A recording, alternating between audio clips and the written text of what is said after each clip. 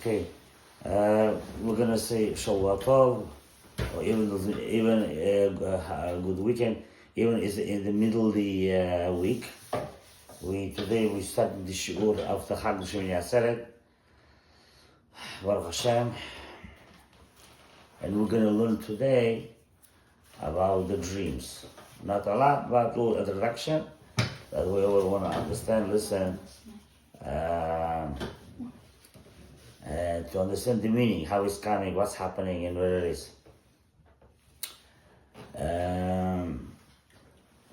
The way sages teach us and the Chazal, after any holiday, after any good things coming to the person, to the Torah way, person have to show how to love Hashem, and right away going studying Torah.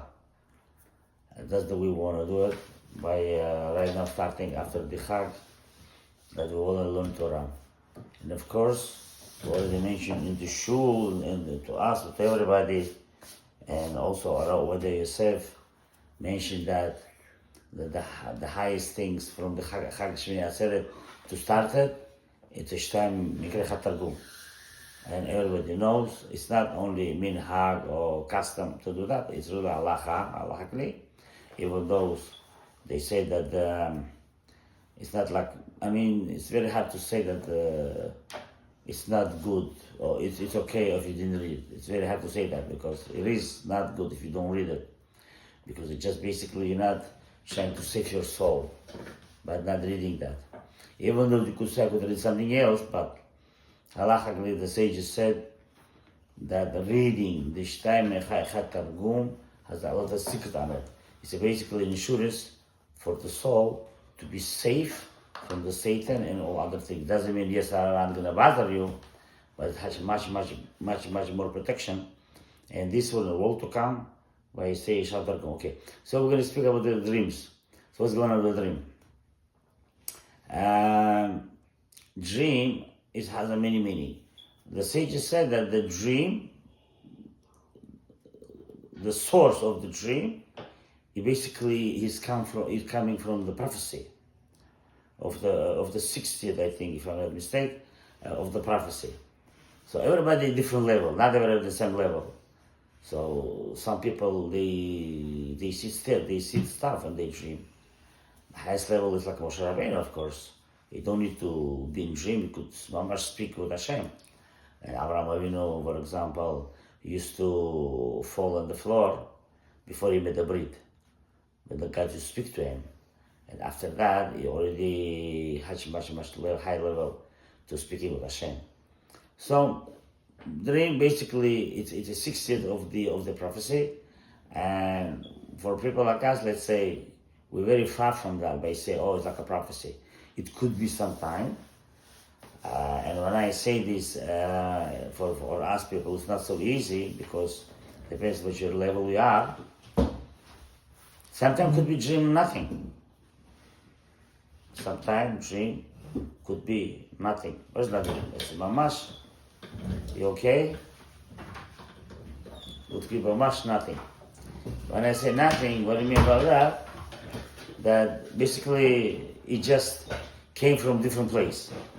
Now, how are you having dreams? Dreams could have many situations. Angels could come to you. Also, the king could come to you to speak to you, or kind of hint, kind of they tell you something, or whatever. It could many situations. Sometimes, I could say even most of the time. Sometimes coming angel, sometimes coming dream from not good angel. You know that? It's much not from good angel. It could come from the Satan side, because Satan, he has all his own army. You understand that? From the evil angels. So we call them Shindalet or many other names. So they could come from them, not from a good angel. Now, so how do I know which kind and what kind, the different nations from the dream? So sages said it depends on the person, who you are and what you are. If you are person who doesn't deal spirituality, let's say, in a proper way, or you're not in a spirituality. So it could be sometimes dream just what you think all day. There's a person all day thinking some games or some sport or whatever it's a movie. You're not gonna have a tzedek coming dream. You understand? It could be in how Hebrew saying the very betelim nonsense.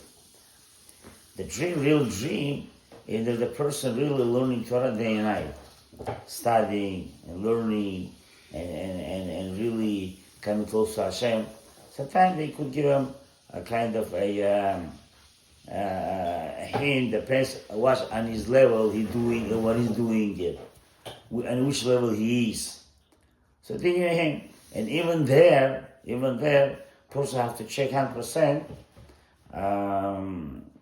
what the dream is about. Is okay? Is it normal? Or it's just nonsense or nothing? And the Gemara also brings down.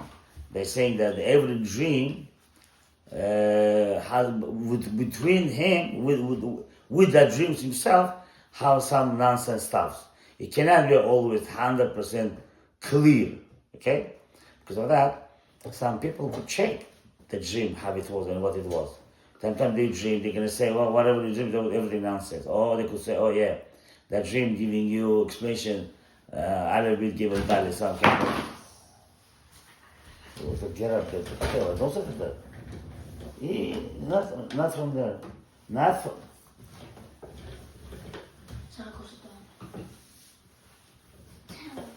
Go. Okay, so that's the thing. So dream not to be always a you have to understand it's from where you had the dream. Now if you're gonna ask me halachically how was going, what conclusion sages came to. So this again, I'm not giving you all the details. Everything like a little here, a little there, some introduction, that's it. So it's like this. Sometimes you could have sometime from Shamayim, from the heaven, they want to give you kind of, they say in Hebrew, hitorur. What's hitorur? To wake you up. To wake you up. Let's say you're not going in the right direction. Let's say you did something wrong, or you're really not following whatever it is. So it could be everybody different. Sometimes from the people, you have to understand, somebody speaks to you, tell you something, you never saw him, you don't know who is this. It could also kind of message, but sometimes message from the dream himself. They're coming to you and giving you kind of hint to wake you up, that you're not following the right direction in Avodat Hashem, to wake you up. So it could be like that. So what the sages said the most situation when the person, let's say happen to the person, let's say you had a dream, and suddenly you get scared. I'm not going to tell you that. I could bring you many details of the dream, every dream, what it means. I mean, not all of them, but some of them, whatever I know. We're not going to talk about this right now. So it could be sometime, even sages that already write it down in the book, every dream, what this means. Yeah? So more or less. So, but let's say you had something make you scared, something make you not feel good. Eliyahu Gadaev. Something make you not feel good. Let's say you're not be quiet, make you scared, or you're not relaxed and make you feel bad. What are you supposed to do? So sages said, if you had a bad dream, that's the reason you have to have a rabbi. Okay, you have a grandfather, you could ask me. So for every person else, you have to have a rabbi to ask him. So let's say if you make you scared, or you're not relaxed, so what the sages said, let's say you wake up in the morning with the fear, yeah? You were sleeping, you wake up. What are you supposed to do? So sages said, there's a solution I have for you. A solution, what? Right there in that moment, you're fasting. You could wash your hands, you could wash your face, but you cannot eat and drink. If you want to be calm, if you want that dream should be nullified from Shamayim. So what do? You write it the way you're not eating anything from the morning until the night. You pray, you do everything. You see, they're saying Tanit Chalom, fasting of the dream. And this way, when you make a ta'anit, hopefully Hashem going to nullify the dream you had. It's a one solution. And they said even halachically, even in Shabbat, let's say you were sleeping, you wake up, you suddenly you get scared, and you don't know what is that. You don't feel good. So they give you permission also to fast, to nullify the dream. Now, everything you have to understand. Whatever dream you had, it will wake you up from your. I have a question. Yeah. What if you have a scary dream on Yom Kippur? Speak loudly. What if you have a dream on Yom Kippur when you fast? You're fasting anyway. You're fasting anyway. But it doesn't push off it doesn't make you have to fast the next day? If you had a bad dream in Yom Kippur? Yeah. If you had a bad dream in Yom Kippur, it could be only one thing. Okay, what about after? You in the Ta'anit already. You're in the Ta'anit already. Technically Ta'anit.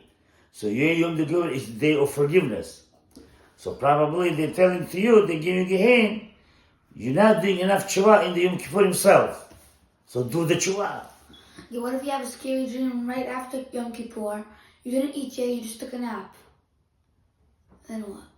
Fast all day? You have to fast? I mean, you're after Yom Kippur? Yeah. When after Yom Kippur? Let's say Yom Kippur, let's say for example, just ended. And before it ended, I was like taking a nap. And during that nap, I had a scary dream. Let's say.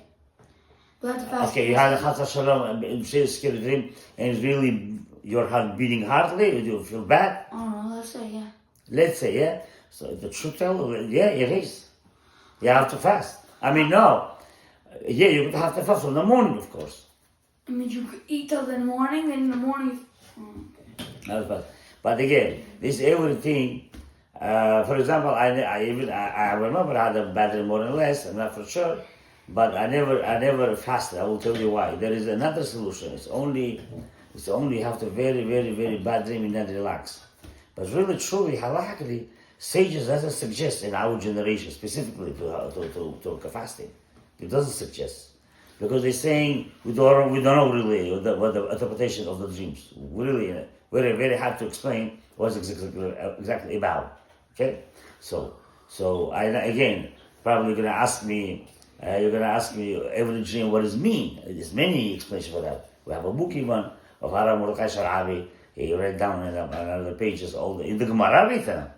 In the Gemara written, every time you had a dream, what is the meaning of that dream? But again, it not to be always all of them real. Now, and also what situation, which level we are. Now, there is another solution. You okay over there, guys?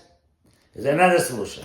What is the solution? The solution is time of Birkat Kohanim, with the Kohen doing blessing, Yevarecha Hashem Vishvarecha. It's not my word, it's in Zohar Kadosh.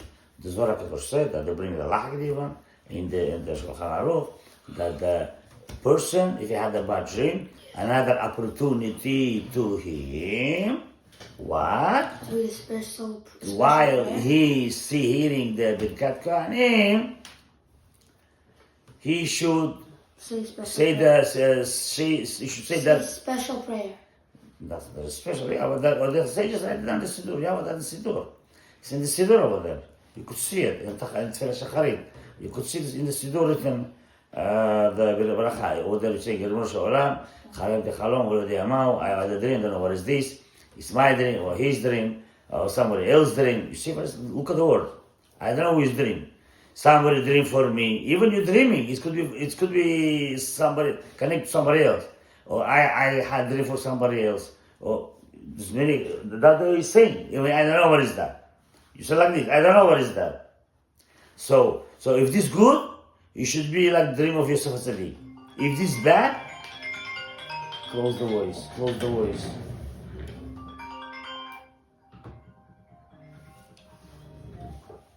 Put in the chair. Put in the chair. Put in the chair.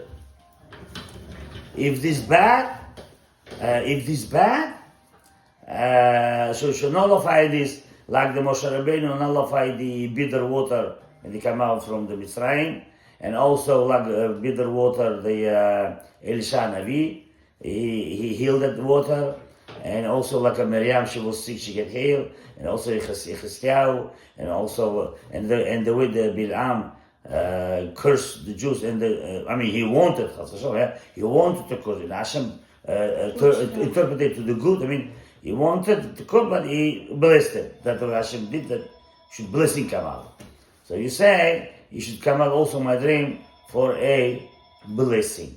So that's the way you are pray in that Birkat Kohanim, and you finish with the Birkat Kohanim.